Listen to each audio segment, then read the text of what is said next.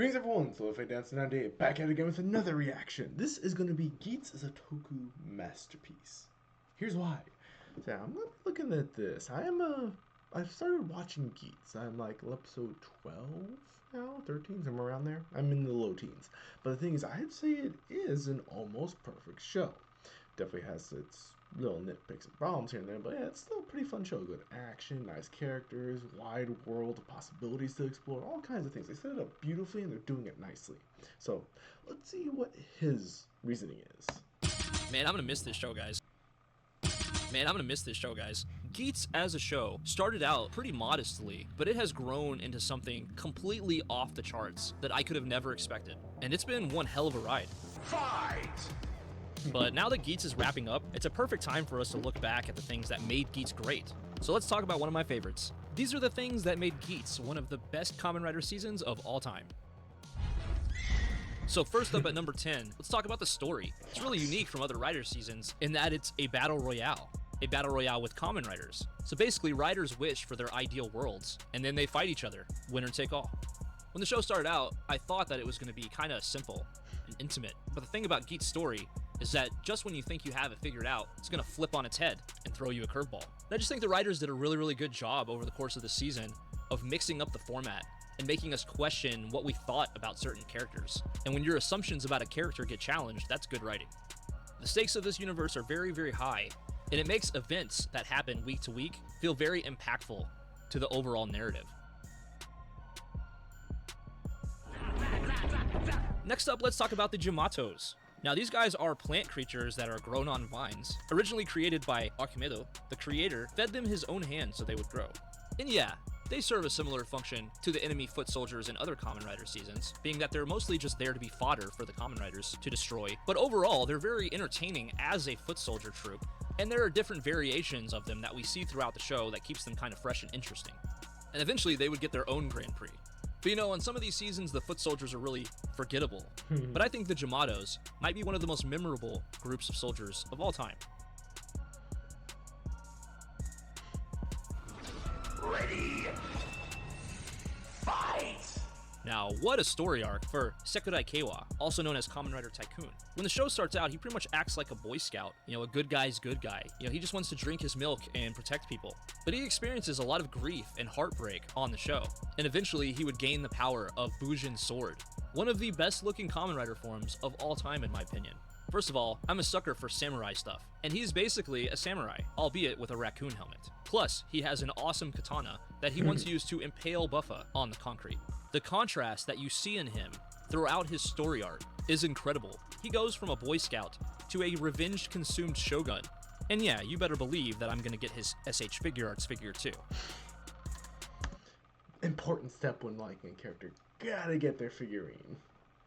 Or figure, however you want to call it. But still, dang, yeah, to think that he goes from that nice kid that I've started to see in the show to a gang leader, basically.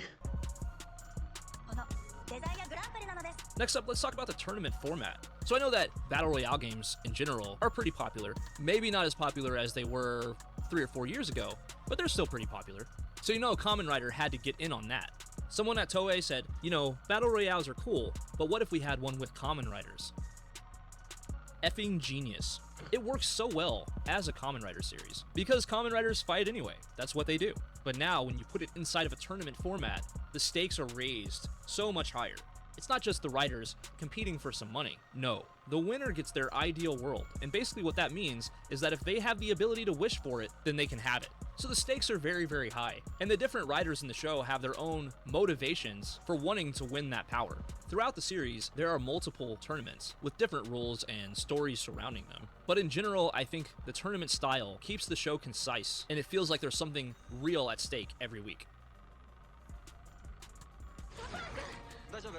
Next up, let's talk about all the different riders, because there are quite a few. So obviously we have the main ones, but there's some one-off riders and some riders that aren't around for very long that I really like here.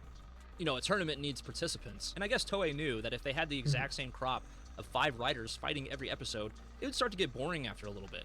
We got some really cool ones here like Punk Jack, Dapan, and someone with one of the weirdest Kamen Rider names of all time, Kamen Rider Mary, among others. The different ID cores and helmet designs of these riders are all very cool and unique as well. I mean, dog, owl, sheep, panda, bear, bull, a cat, a fox. You had a few to go through there for all those different helmet designs, which makes it fun.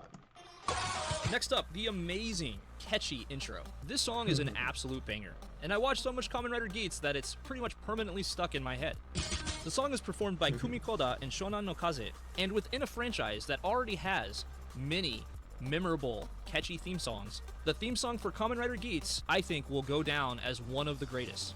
And in addition to the amazing music here, the editing visually is also dynamic, exciting, and very, very well done. So whoever did the editing of this intro, props to you.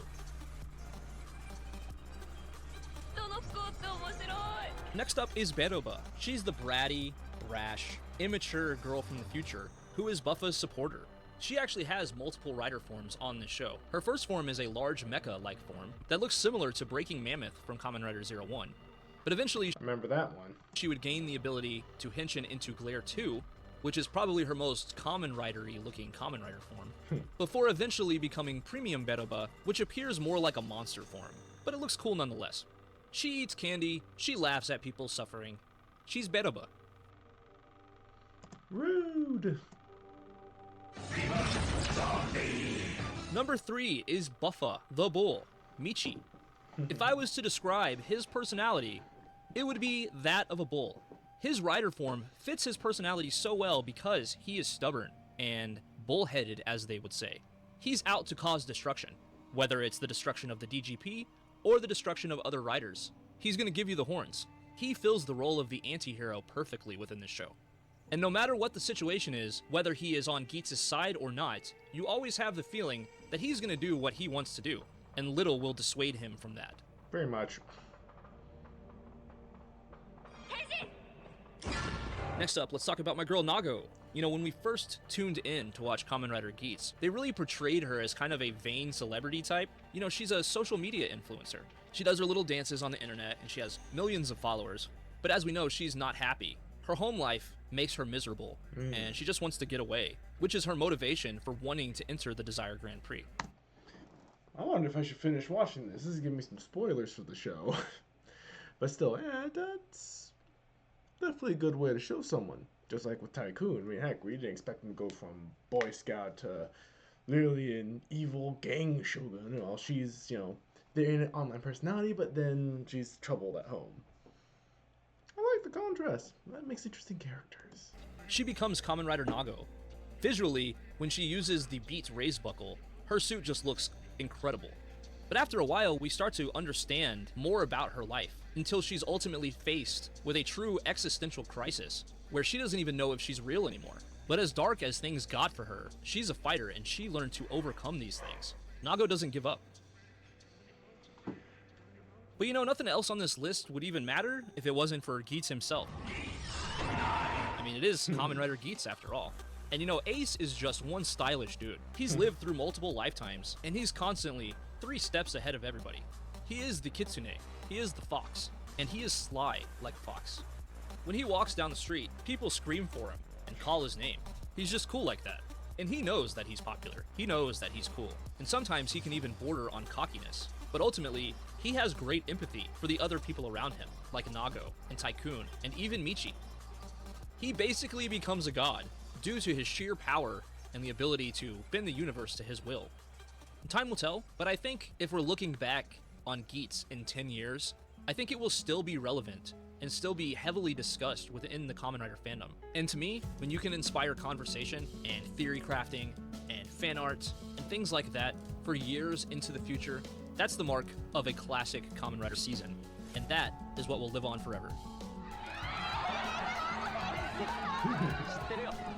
Of course, let me know what you thought of GEATS in the comments, as well as your favorite memory of the show. And if you enjoyed this video, it would mean a ton to me if you would smack the shit out of that like button.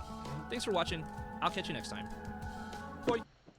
Honestly, I like how they did do the show. Honestly, it was pretty fun. How they managed to make it to where there are masks that you can tell they designed suits for. But the fact that they can switch up the suits to where you could have Punk Jack with the bear head. It's new. It looks nice. With a zombie with the buffer. And next thing it looks good.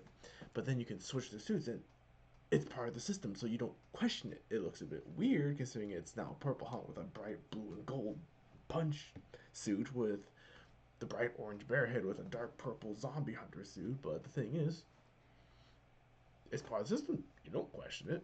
It works because that's how they do it. That's how they do the powers, which is perfect.